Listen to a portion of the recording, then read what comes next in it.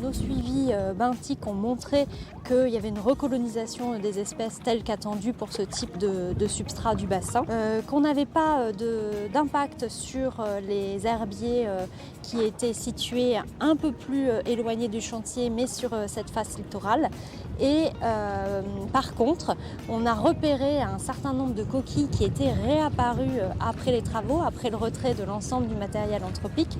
C'est posé la question du retrait de ces coquilles et c'est là qu'on est parti donc dans des essais de broyage avec différents engins pour aboutir donc à une dameuse qui avait été une dameuse recyclée qui à présent est munie d'un broyeur forestier et qui peut travailler sans impacter le sol des surfaces importantes pour que justement la vie puisse reprendre dans ces espaces-là.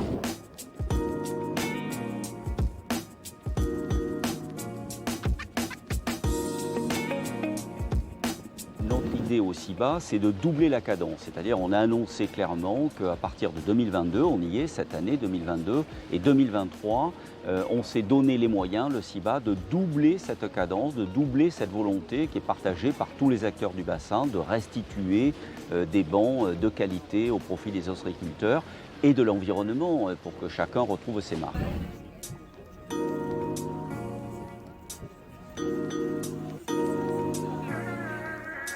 Donc la réhabilitation du domaine public maritime et en gros l'enlèvement de ces 70 000 tonnes d'huîtres sauvages sur le bassin d'Arcachon, c'est un enjeu très important.